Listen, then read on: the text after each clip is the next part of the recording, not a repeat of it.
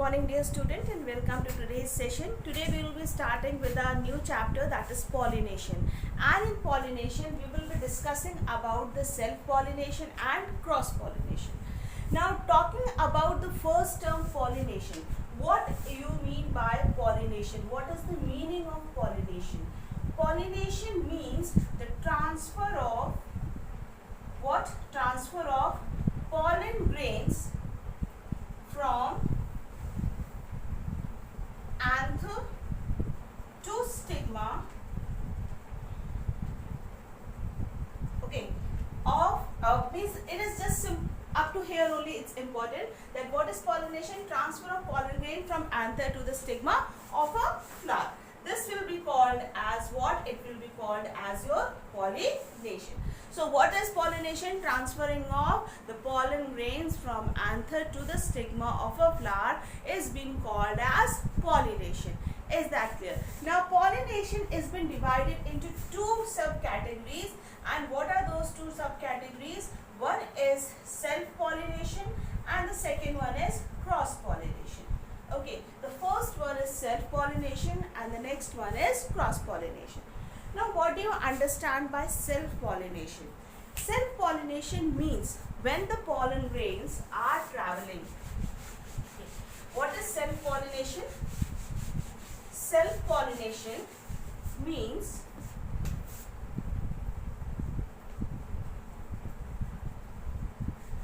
see, suppose there is one plant and it has a bisexual flower.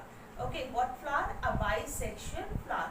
Now you know what is a bisexual flower. Bisexual flower means a flower which is having both androecium and gynoecium, which is having both the reproductive organs. So that flower is called as your bisexual flower. Now suppose this is a bisexual flower and it has an androecium and as well as it has a gynoecium. Now the pollen grains will travel from androecium to gynoecium within the same flower. They will be traveling within the same flower. So what is this kind of pollination known as? This is known as self-pollination. And when we say it's self-pollination, we give it a special name to it, and the name is autogamy. What is the name? Autogamy. You can see here, I have written here a name, autogamy. So what is autogamy? Autogamy means the traveling of pollen grains from anther to a stigma of a bisexual flower. Okay, or you can say the transfer of pollen grains from anther to stigma of the same flower. Of the same flower. Now here this particular term same flower is very important. Then only it is specified that autogamy is taking place. Is that clear to you? So when you are going to write, you have to specify this word same flower. Okay, what are you going to write? Same flower. So this is a kind of example of what kind of pollination? Self-pollination. So again, what is autogamy? Autogamy means the transferring of pollen grains from anther of a flower to the stigma of the same flower. That is being called as autogamy, and it is a part of what kind of pollination? It is a part of your self-pollination. Now comes the next term. The next term is your in self-pollination. There can be an other condition. There can be a different other, or there can be a separate condition. Suppose this is a unisexual male flower and here is a unisexual female flower. Now both male and female flower are born on the same plant. The plant remains the same. Okay, the plant remains the same and the flowers are different. Flowers are different. Male flower is different and female flower is different, isn't it? They are unisexual flower, but they have been born on the same plant. Now when the pollen grains are going to travel from anther to the stigma of a different flower, but on the same plant, such kind of pollination is also been referred to what? It is been also called as self-pollination. What it is being called as? Self-pollination. And in self-pollination, we give it a name as Gytenogamy. What do we call it? We call it as gytenogamy. So what is gytenogamy? It means the traveling of pollen grains from anther of a flower to a stigma of a flower, but on the to a stigma of a different flower, but on the same plant, is being referred as your what? Gytenogamy. Is that clear? So there were two conditions for self-pollination. As you understood, self-pollination means the transferring of pollen grains from anther of a flower to the stigma of a same flower, or to the stigma of a different flower but on the same plant. And here we have two categories. What are those two categories? The two categories are, first category is your first is autogamy, okay, when within the same flower, and second is your gytenogamy. So this was all about your self-pollination. Okay, then what is cross-pollination? Cross-pollination means when the pollen grains travel, suppose this is plant A and this is plant B, and when the pollen grains travel from one plant to different plant but of the same species. Here this particular term same species is very important when you explain the term cross pollination. Okay, see, if the pollen grains are traveling from a plant to a flower of a different species, their pollination is not going to take place. Please keep it in mind. So what is cross pollination? Transferring of pollen grains from anther of a flower to the stigma of a flower on a different plant but of the same species. So that is why I am emphasizing that the word same species is very important. And that kind of pollination is also being called as what? Allogamy. What it is being referred to? It is being referred to allogamy. Is that clear? So these were the three terms which were given at the beginning of your lesson: autogamy, gytenogamy and allogamy. Now you understood autogamy and gytenogamy are related to which kind of pollination? They are related to self-pollination. And the term allogamy is related to what? It has been related to the process of cross-pollination. Okay. Now I have very much in detail have explained to you that what is your self-pollination when the pollen grains are traveling within the same flower or within the different flower but on the same plant. That has been called as what? It has been called as your self-pollination. Is that clear? Now here comes contrivances or adaptations for self-pollination. Now for self-pollination there are two types of adaptations which a plant or a flower takes. Okay, two types of adaptation which a plant is following. Now what are those two types of pollination which a plant follows? The two types of pollination which the plant is following is homogamy and the second one is clastogamy. Now what is homogamy? Homogamy means, suppose there is a bisexual flower. Okay, there is a bisexual flower. Now I am not going to explain you every now and then what is the meaning of bisexual flower. Now in this bisexual flower there is androecium and there is a gynoecium. Both androecium and gynoecium, they mature at the same time. Mature, okay, mature means they fully develop. When they are ready for the process of reproduction. So in the flower, when the androecium and gynoecium both are maturing at the same time, that is being called as what? It is being called as homogamy. And you know, for self-pollination this condition is very necessary, very important condition. Okay, this condition you cannot skip this condition, because if self-pollination has to take place, the androecium and the gynoecium both needs to be maturing at the same time. Is that clear? Then comes the second condition, clastogamy. In clastogamy what happens? The flower does not open. Flower is not opening. What is happening? The flower isn't opening. And when the flower is not going to open, when the flower won't open, what will happen?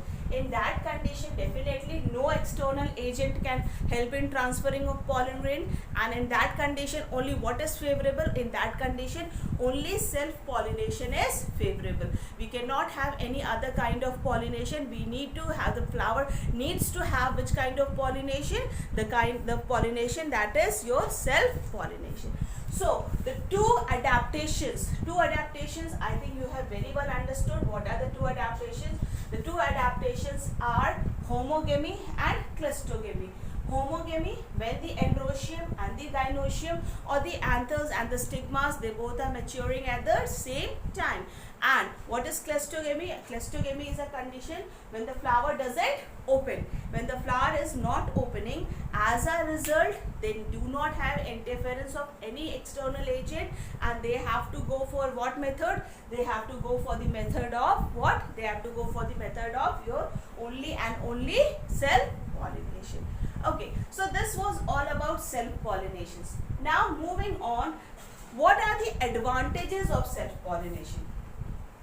If we talk about advantages of self pollination, what are the advantages? Now you can see in the book there are 4 advantages given.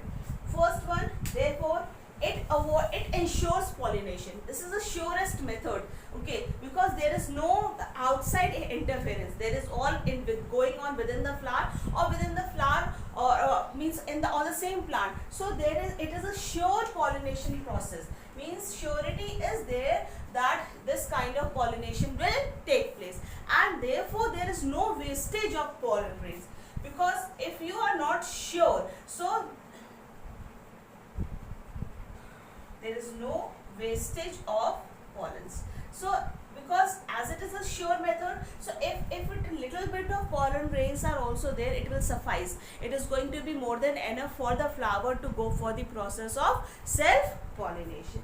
Then the next one, less chances of failure. As I told you, there are least chances, not less but least chances of failure. And the parental characters, because if you see, the pollination is taking place either in the same flower or on the different flowers, but on the same plant.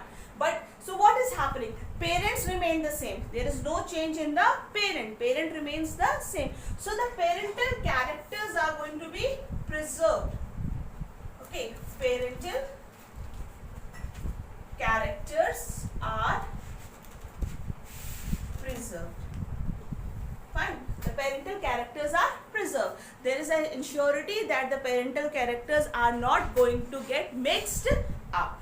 The third advantage is that purity of race is maintained. As I told you, there is no interference from outside. No external agent is there. No other parent is getting involved. So purity of race is maintained. What is maintained? Purity of race is maintained.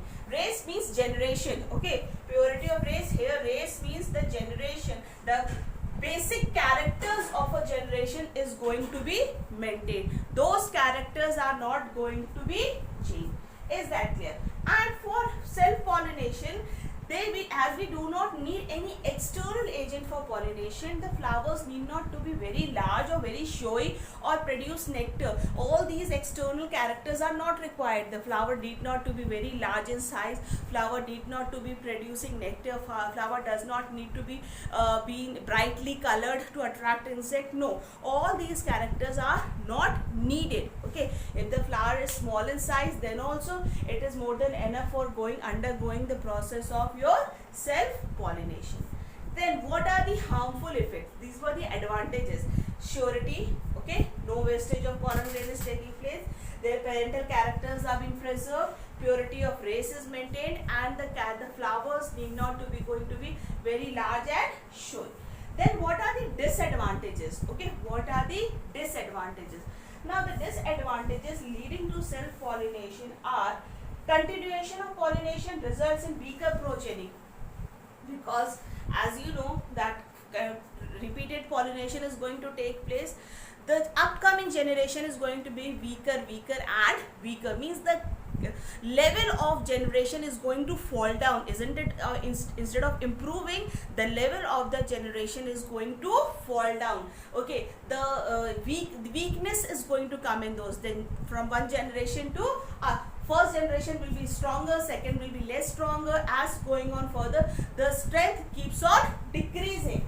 Then if there is any kind of disease, any kind of disorder, as there is no involvement of external parent, those disease or those disorders will very easily keep on passing from one generation to other generation, because there is no involvement of any external factor. Again and again I am telling you that there is no involvement of any external factors. So that is why the characters from one parents are directly getting transferred to the offspring, and when the characters get transferred from the parents to the offspring, they observe, they get good characters also, and they get the disorders also. So the disorders remain the same. Okay, they remain the same, and when the disorders will remain the same, the, as I told you, the upcoming generation will what? Is it going to be strong? No. Definitely the upcoming generation is going to be weaker and weaker. Genetic defects of the breeding plants cannot be removed. As same thing, the defects which are there, because we are not taking any means we are not getting involved in any kind of involvement with any other parent. So the genetic defects remain the same and they cannot be removed.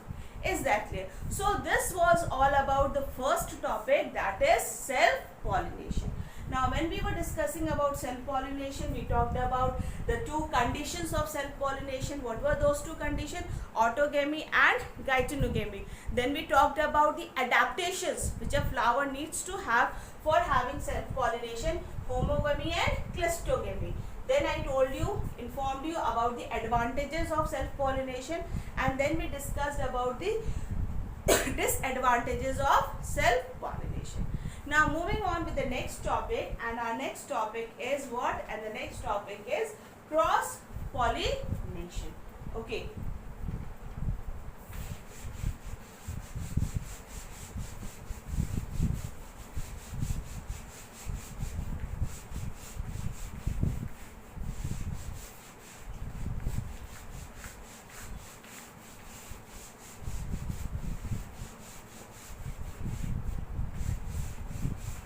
Next topic which we are going to deal is the cross-pollination. Now what is cross-pollination? Cross-pollination means the transfer of pollen grains. Okay?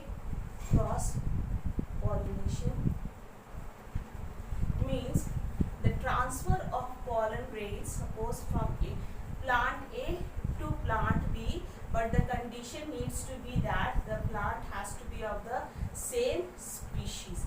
Okay, this is a very important condition. So when the pollen grains are getting transferred from the plant, from the anther of a flower to the stigma of a flower, but on different plant, that is known as what? It is being called as cross pollination, and it is also being referred to as what? Allogamy. What it is being called as? It is being called as allogamy. Is that clear to you? Okay. Now moving on with the topic, here's, as I told you, that when you are explaining cross-pollination, the important terminology is what? The important terminology is same species. If you skip this word same species, your answer won't be considered as complete. Now nature also favors cross-pollination. Okay, nature has always favored what kind of pollination? Nature has always favored cross-pollination. Now in this, that what are the, first of all, unisexuality. When a flower is unisexual, first condition if I tell you, now when a flower is unisexual, that is either a male or female, it will always go for and it is born on different plants. It always need a process of cross-pollination, or it always needs an external agent, and that kind of pollination is called as cross-pollination. So when, as most of the flowers are unisexual, so if any unisexuality is there, definitely what kind of pollination is going to take place? It is always the cross-pollination, because the flowers are born on different plant. Okay, the flowers are born on different plant. Then dichogamy. Dichogamy means, what is the meaning of dichogamy? Now dichogamy means the different type of maturation. Different time of maturation. when anthers and stigmas are not maturing at the same time. That is known as dichogamy. Okay, what is dichogamy? If you remember, there was homogamy was there in self-pollination. What was homogamy? Homogamy when both were maturing at the same time. Now what is dichogamy? When the time of maturation of anther and stigma is different. That has been called as dichogamy. And in dichogamy we have two conditions. That is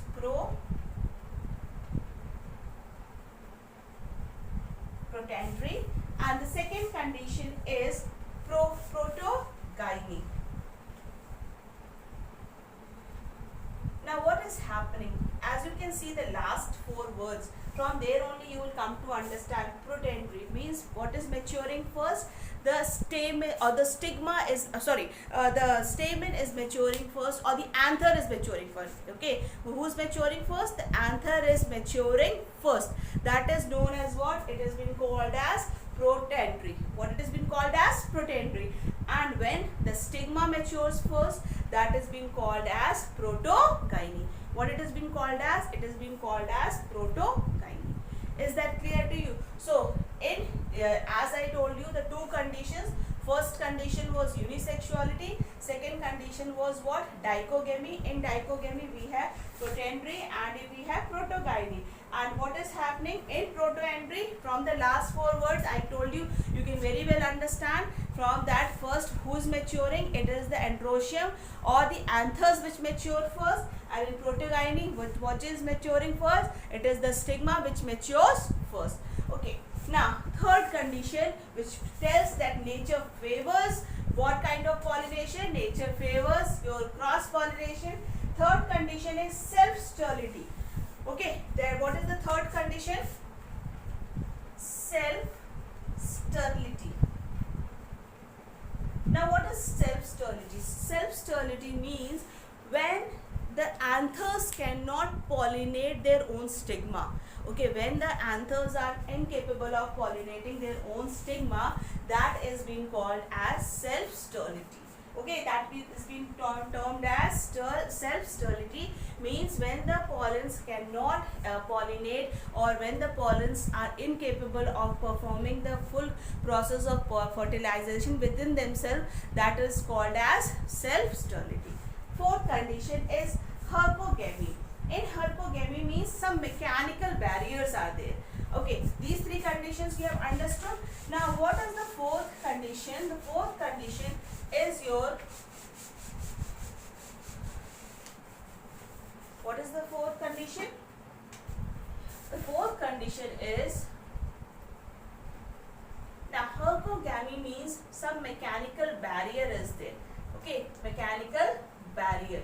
Barrier, you know, means something who's stopping, who is providing a stoppage, a hindrance in the process of pollination. And when there is any kind of hindrance, any kind of stoppage, and it is not allowing what kind of pollination? Self-pollination. So definitely the plant has to go for cross-pollination. And that when due to some mechanical barrier, maybe the stigma is covered. Okay, stigma is covered by a petal, or maybe the stigma is not getting proper space, or the anthers are not able to reach up to the pollen grains are, if the anther's position is in that a way that the pollen grains cannot reach to the stigma. So in that is a mechanical barrier. Okay, that is a kind of mechanical barrier, and that is being called as what? It has been called as hypogamy. Is that clear to you? Now there is our last term, heterostyly. Now heterostyly is what?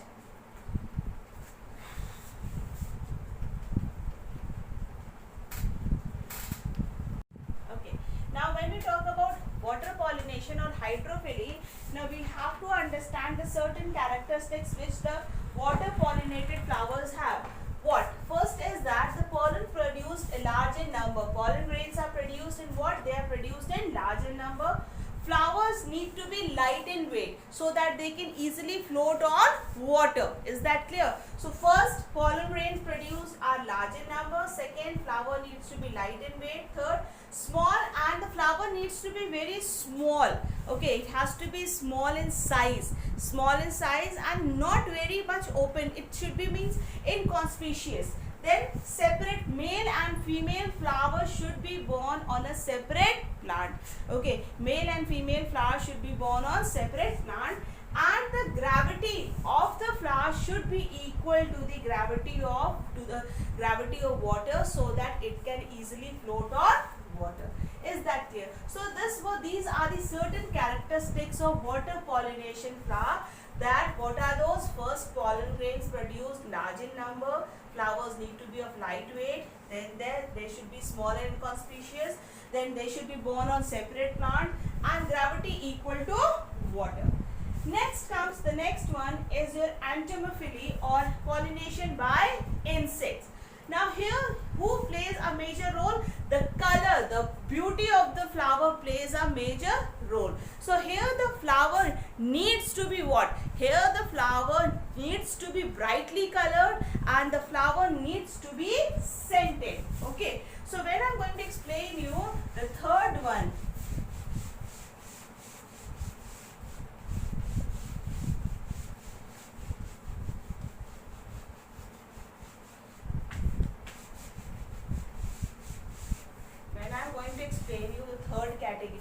the third category is entomophily.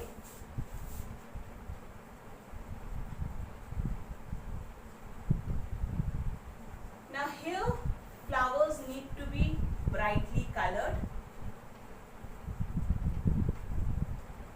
Okay, they need to produce scent so that they can attract insect.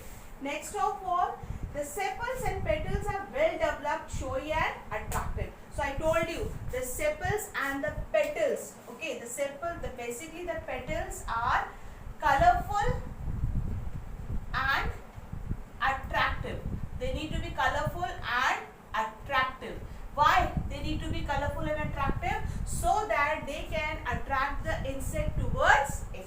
Is that clear? In the insect pollinated flowers have a pleasant scent and sweet nectar. As I told you, these two are the most important factors. Brightly colored and the scent. These two are the most important factors, because these two will only attract the insect towards it. Pollen grains are usually rough and sticky and often provided with spinous outgrowth. If you see this pollen grain, here the pollen grains are rough. Okay, the outer covering is rough and spiny. Spiny means like small hairs are present. It is spiny in nature. And then there comes the stigma is sticky and rough to catch. When the pollen grains are going to be rough, definitely the stigma is also going to be sticky and rough. In many cases, pollen are edible and offer additional attraction to insect, as in poppy and rose. Means these pollen grains can be eaten also. When flowers are small and inconspicuous, other parts become enlarged, colored and showy. Okay, like in bougainvillea, the bracts are brightly colored. In euphorbia, the bracts, which form a cup-shaped structure enclosing male and female part of the flower, that is chrysanthemum, becomes deep red in color. So definitely the flowers are undergoing different adaptations. But as I told you again and again, that these two are the most striking feature: brightly colored and scented, attractive. Then only what kind of pollination is going to take place? Then only this kind of pollination, that is insect pollination, is going to take place. Is that clear to you? Now moving on to the next topic, that is ornithophyly. That means where the pollination is taken with the help of birds. Okay, here the flower where birds are the main pollinating agent. Now here the flowers need to be of which color? Orange or red color. Why orange or red color? Because these two are very bright color, and definitely when bright colors will be present, they will definitely going to attract the birds towards it. And then they should produce plenty of nectar. Why? Because nectar is a kind of sweet juice which this bird can consume, which it can have it. Okay, so first condition, flower needs to be of orange and red color. Second condition, it should produce plenty of nectar. And the last, there is no need of producing scent. It should not be very smelly. Because why? Because birds do not have the sense of smell. They do not have that sense of smell. So these three are the basic important characteristics when we talk about the pollination which is taking place with the help of birds. Then the last one, zoophily, that is with the help of animals. And here we have only one example, that is Rafflesia, where elephants are the pollinating agent. These flowers are so small, and when the elephants walk on the grass, okay, these flowers get crushed. Okay, what is happening to the flowers? These flowers are getting crushed and the pollen grains stick to their feet. And when the elephant moves, these pollen grains get transferred from one flower to the other flower. Is that clear? So this was all about cross pollination, and it was all about different types of agents of cross pollination. And as I told you, every agent had a special characteristics within the flower to ensure that this cross pollination is taking place, whether it is wind pollination, whether it is water pollination, whether it is insects pollination, whether it is bird pollination, or whether it is by the animal. So every flower was having a unique characteristic to ensure this kind of pollination. Okay, now this was all about today's session. Now we will be moving to the next topic, that is of fertilization, in our next session. So thank you class for attending today's session. Heterostyle is a condition in which the style, or maybe style, if you remember, it was a part of your female reproductive system.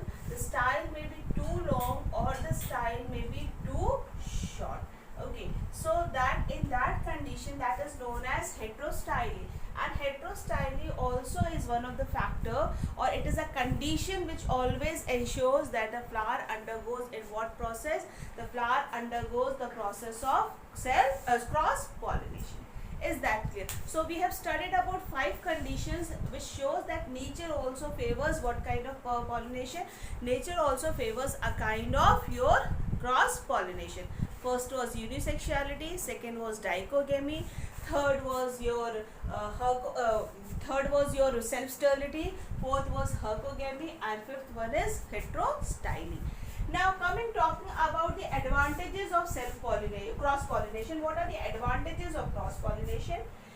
Cross-pollination always results in healthier and strong offsprings. So what is the first advantage? Healthy and strong offspring. Offspring, you can understand the upcoming flowers or the upcoming generations. It results in large number of viable seeds. Strong seeds are there. Definitely when the offspring is going to be strong, the seeds are also going to be, seeds are more viable, means they are more strong. Next condition is that as a result of variation, new varieties with useful characters are produced. We may have new varieties. In self-pollination, there was no chance of new varieties, but here we have the chances of what? We have the chance of new varieties. Okay, we have full chance to get new varieties, and seeds produced have better germinating capacity. Means the seeds are more competitive, or the seeds are strong enough and they are capable of having what? More germination can be in a more proper manner. Is that clear? Now disadvantages. What are the disadvantages? Plants require lot of pollen grains. Okay, the requirement of pollen grain is too much, and it needs lot of energy and food material to adopt to various devices to bring out pollination. Then as I told you, large amount of pollen grains. It depends on external agent. First, too much amount of pollen grain. Second, lot of energy is needed, lot of food material is needed, because this process is little tough, or you can say it is time taking as compared to the self pollination. And then the last one, there is always a dependency on whom? Dependency on some kind of external agent. They need some external agent to ensure that cross pollination is taking place. Now this was all about disadvantages of cross pollination. Now moving on to the agents of cross pollination. What are the different agents of cross pollination?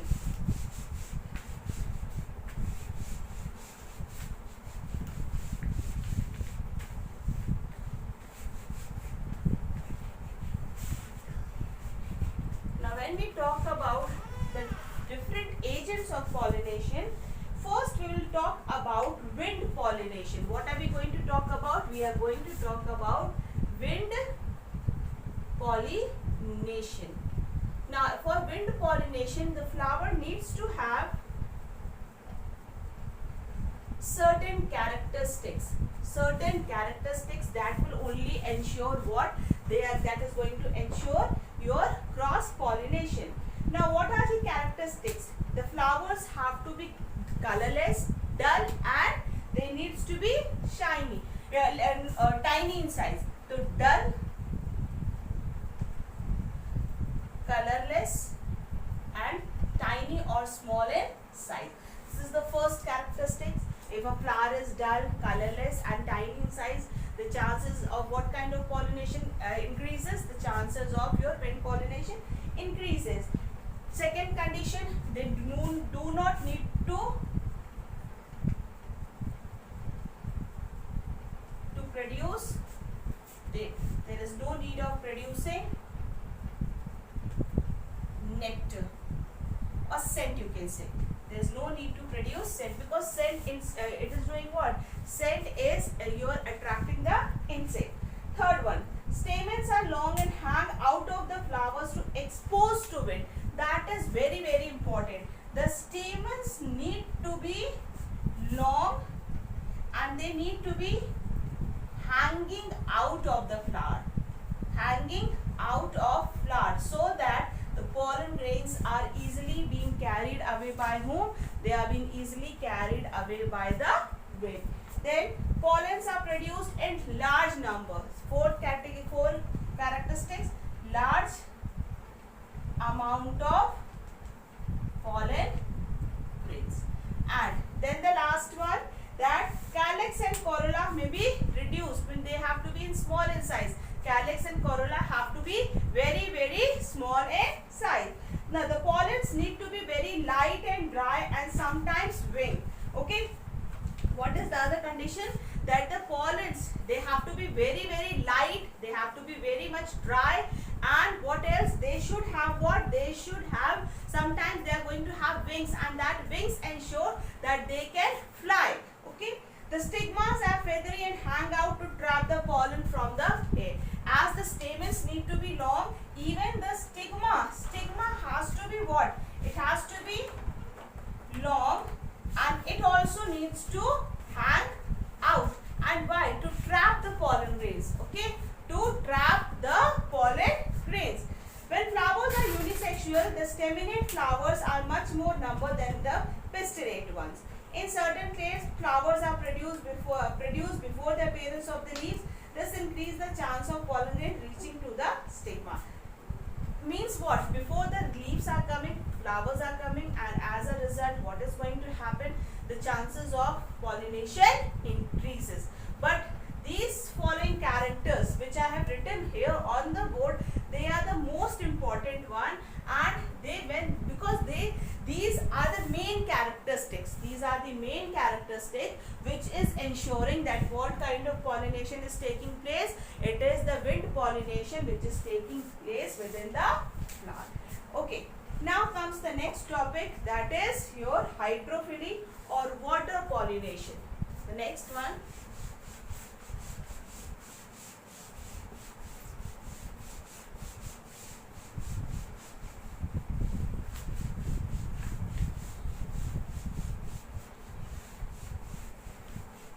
The next is hydrophily or water pollination.